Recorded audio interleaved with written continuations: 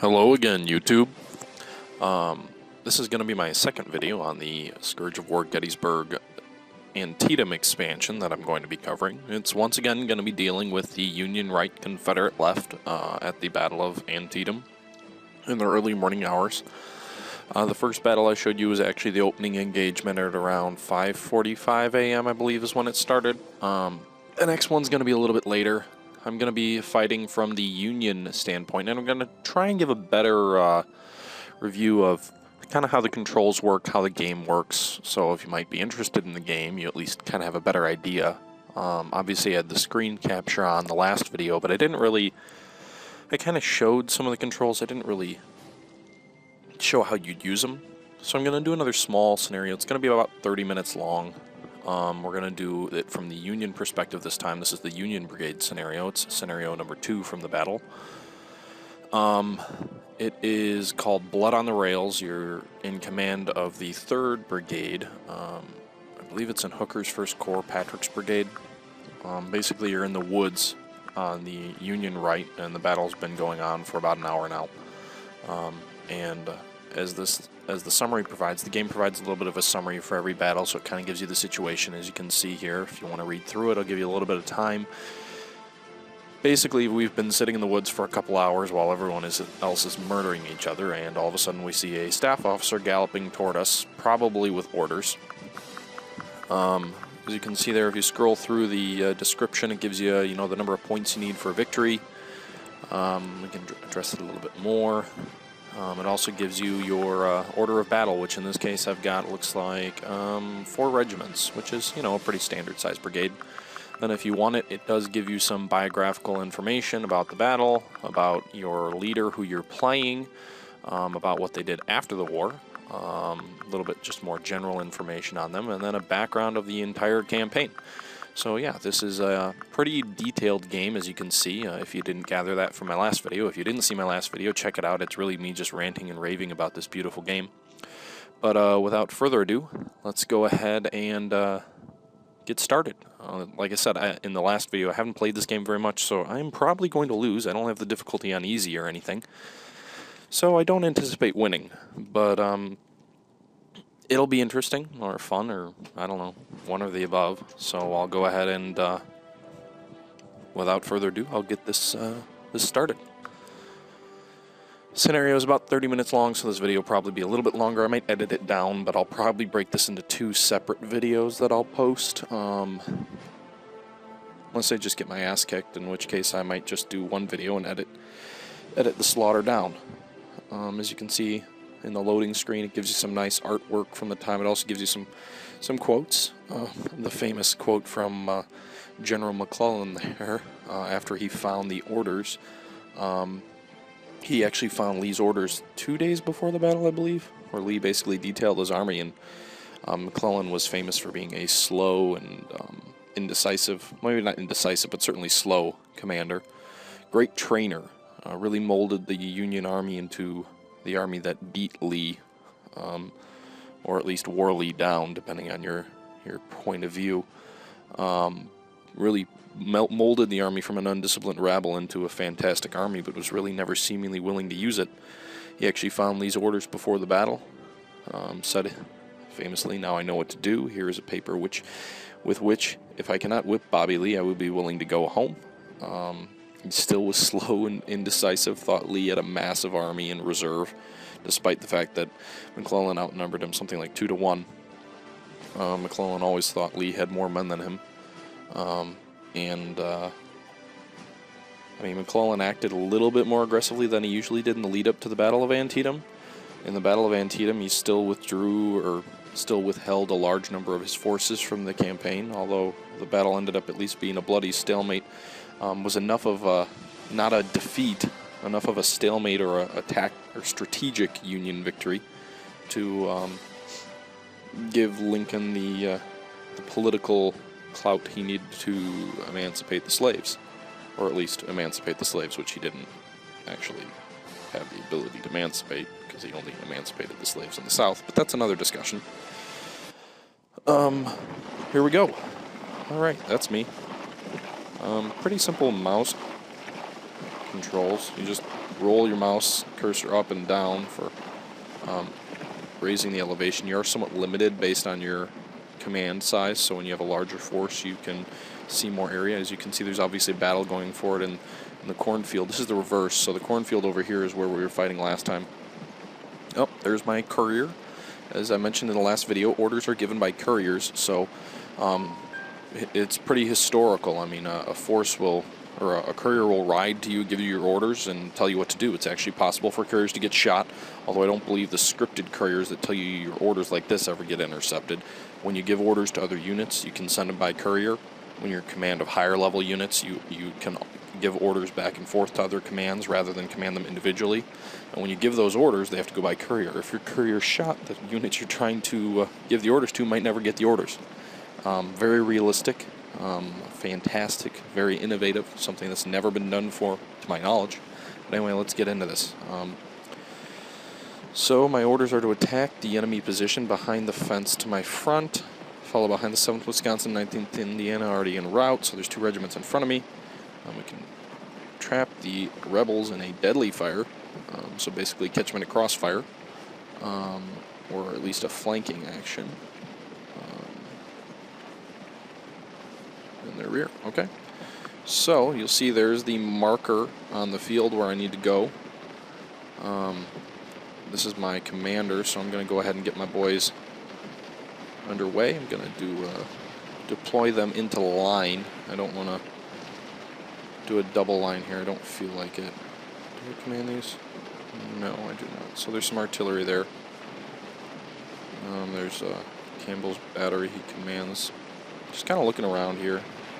Really beautiful, historically accurate battlefield here. I mean, if you were at all interested in the Civil War, this is really a great game for you. There's a I think it's 4-to-1 spirit ratio. I thought it was 10-to-1.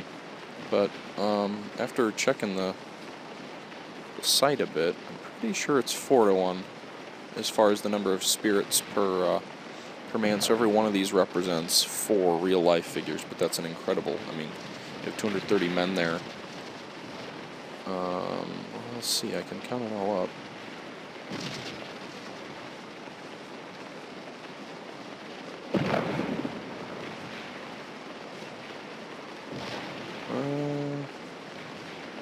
Yeah, it's going to be 10-to-1. So definitely 10-to-1, but there is a 4-to-1 set in the game if that's something you're interested in, where, I mean, if you could just imagine the number of men. I mean, that's 240 men right here.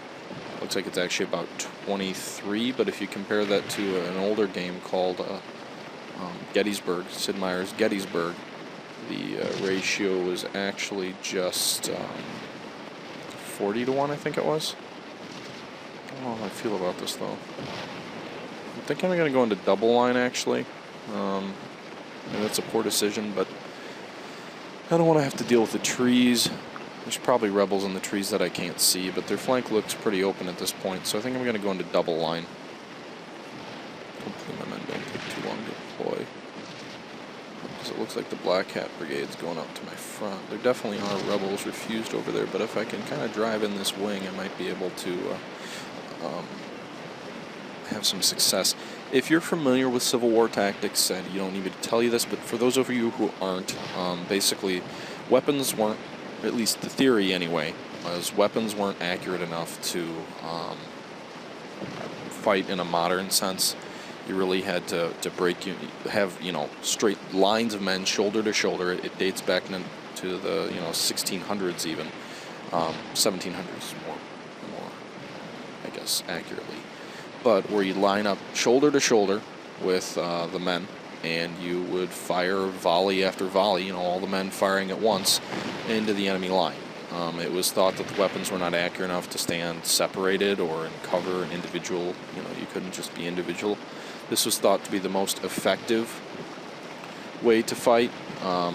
By the time the Civil War came around, the reason for this is because round bullets used to be in a smoothbore musket, as it was called. What the hell are my men doing? Oh, that doesn't look very efficient. Okay.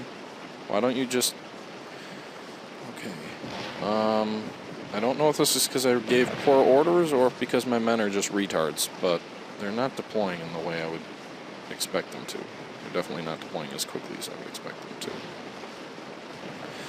So, I don't want to double quick my men and wear them out, but this unit, I really don't want to take this freaking long.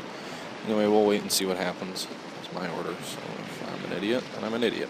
But anyway, dating back to Napoleonic Wars, traditionally soldiers would have a round ball inside of a smoothbore musket, so the bullet would get pushed out, but it wasn't perfectly sized, so the bullet would kind of bounce. I'm not a scientist or a very big historian, so I don't know all the technicals, behind it, but basically the ball would bounce around the barrel and then it would come out. You never knew what direction it would go.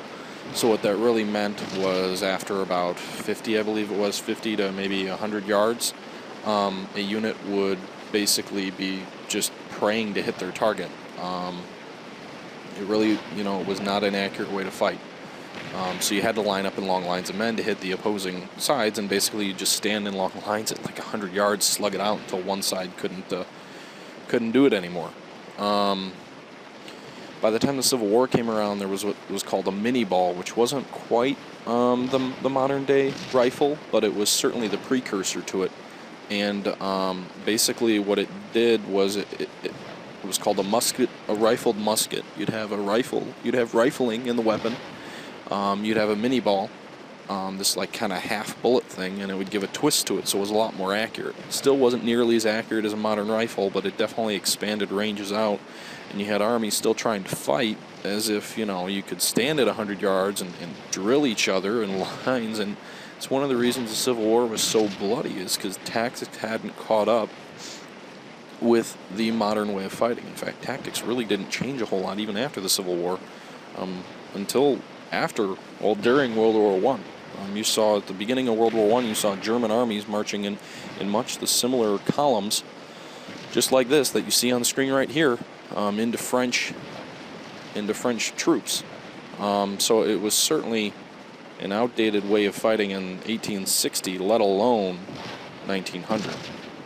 The biggest difference between the Civil War and World War II World War I, I'm sorry. Weapons became much more rapid firing, although you started to see that toward the end of the Civil War.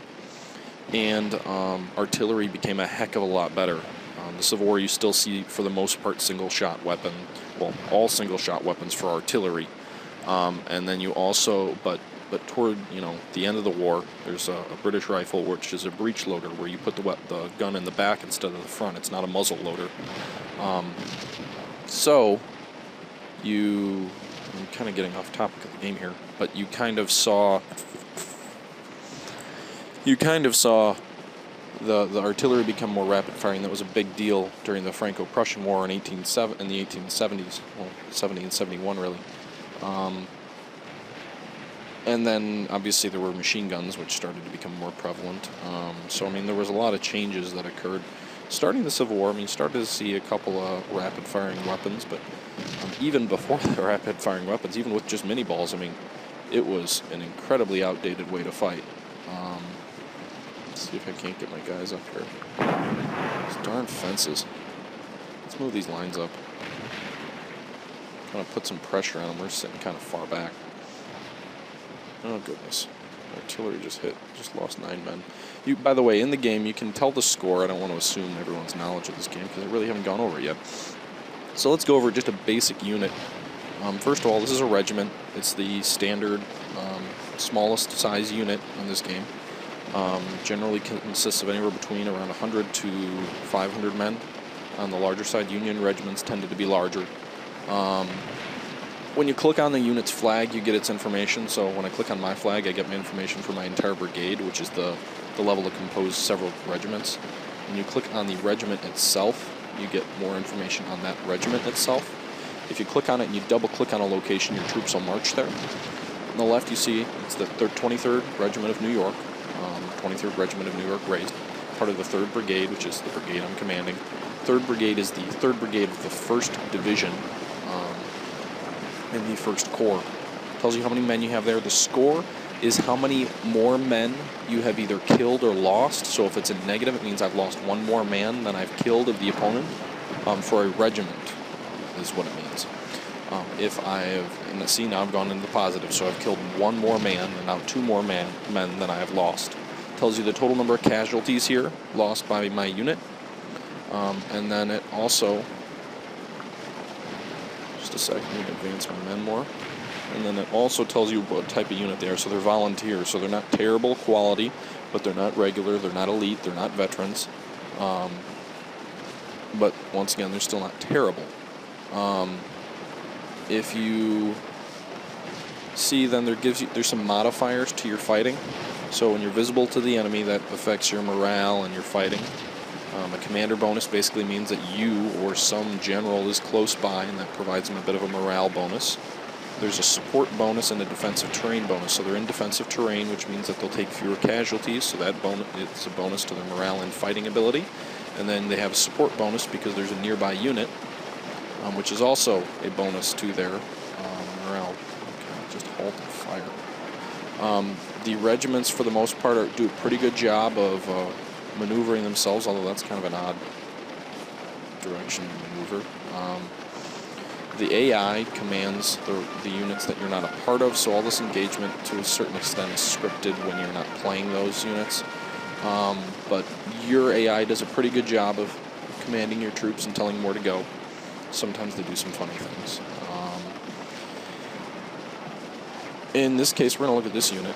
Well, actually, I can't find a unit that gives me a little bit more information than that.